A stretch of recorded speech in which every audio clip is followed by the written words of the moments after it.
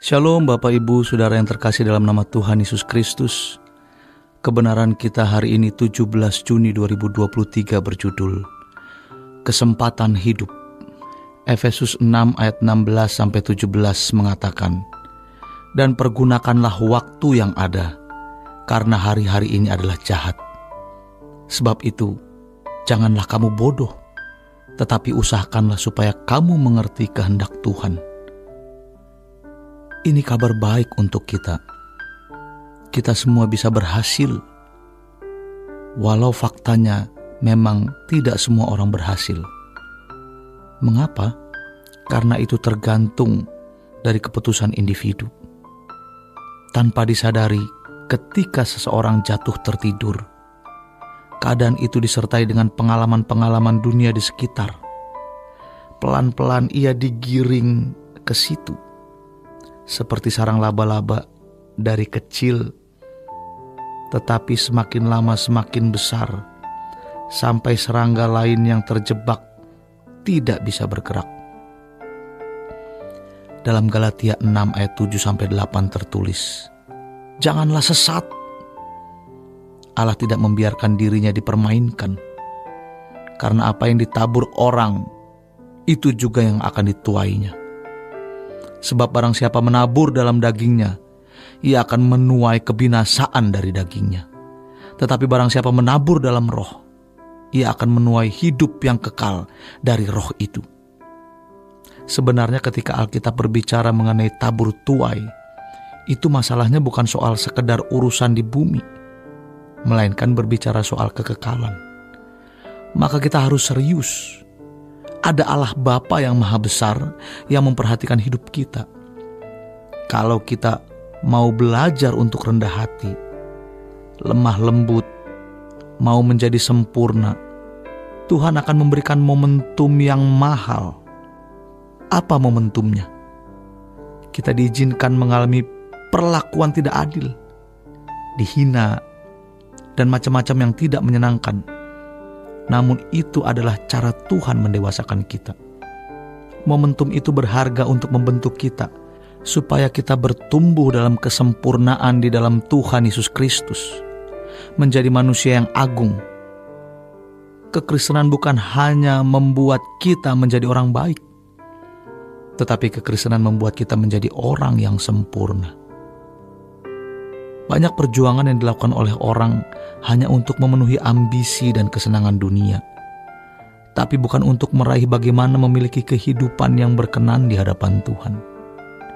Maka kita harus berani fanatik. Jangan jadi orang baik saja. Jadilah orang yang sempurna. Nanti kita akan bertemu momentum-momentum yang mengubah hidup kita. Emang tidak bisa berubah dalam sekejap. Namun ingatlah, itu adalah momentum berharga yang Tuhan berikan. Jangan disia-siakan. Kita bersyukur masih diberi kesempatan hidup di bumi ini. Kalau kita masih bisa bernafas saat ini, itu adalah anugerah Tuhan, kemurahan Tuhan. Waktu sisa yang Tuhan masih berikan harus kita gunakan sungguh-sungguh untuk hidup berkenan kepada Tuhan, menyenangkan hati Tuhan, menyukakan hati Bapa. Ayo kita berjuang menjadi anak-anak kesukaan Bapa di sorga. Bukan sekedar anak-anak kesayangan Bapa di sorga, tetapi menjadi anak-anak kesukaan. Filipi 3 ayat 13-14 tertulis, "Mari kita melupakan apa yang telah di belakang kita, mengarahkan diri kita ke depan, berlari kepada tujuan untuk memperoleh hadiah, yaitu panggilan sorgawi dari Allah dalam Kristus Yesus." Kita harus fokus kepada Tuhan dan kerajaan-Nya. Namun kalau hati kita masih fokus kepada keinginan dunia, maka kita pasti akan menyesal ketika kita menutup mata selamanya. Firman Tuhan dalam 2 Petrus 3 ayat 15a mengatakan, "Anggaplah kesabaran Tuhan kita sebagai kesempatan bagimu untuk beroleh selamat." Waktu hidup yang Tuhan masih beri bagi kita adalah kesempatan untuk kita beroleh selamat, bertobat, berubah menjadi pribadi yang berkenan kepada Allah. Sejak Rasul Petrus menulis surat ini, banyak orang yang mengejek di mana janji tentang kedatangan Yesus. Katanya Yesus mau datang kedua kali ke dunia ini, tapi kok belum datang-datang juga? Banyak orang mengejek kita, orang percaya, mengenai kedatangan Tuhan Yesus yang kedua kali. Tetapi Rasul Petrus memberikan jawaban atas ejekan tersebut, yaitu yang pertama, Tuhan sabar terhadap kita. Memang Tuhan Yesus belum datang kedua kalinya ke dunia ini saat ini. Namun ingat, Tuhan bisa saja memanggil kita. Jadi bukan Tuhan yang datang ke dunia ini, tetapi kita yang datang ke Tuhan. Itu bisa, yaitu kiamat pribadi kita. Itulah waktu di mana akhirnya kita meninggalkan dunia ini selama-lamanya. Dan kita harus memberi pertanggungjawab di hadapan tahta keadilan Kristus.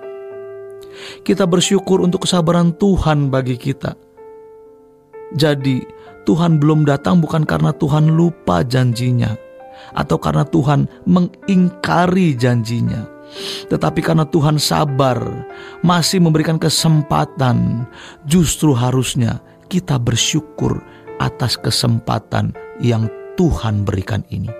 Karena masih banyak cacat karakter kita, masih banyak dosa, ketidaktaatan, dan ketidaktepatan kita, maka kita harus terus bertobat dan berubah. Yang kedua, tujuan kesempatan ini adalah agar kita diselamatkan. Tuhan memberikan kesempatan bukan supaya kita bisa menikmati keinginan dunia, kemewahan dunia, bisa hidup bebas dalam dosa. Tidak, bukan itu yang Tuhan inginkan. Tuhan memberi kesempatan.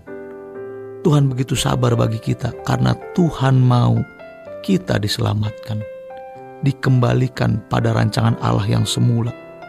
Tuhan mau kita terus diproses, dibentuk, manusia batiniah kita dibaharui dari hari ke hari.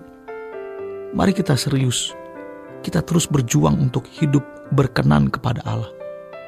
Karena kita juga tidak tahu sampai kapan Tuhan masih memberikan kesempatan bagi kita secara pribadi.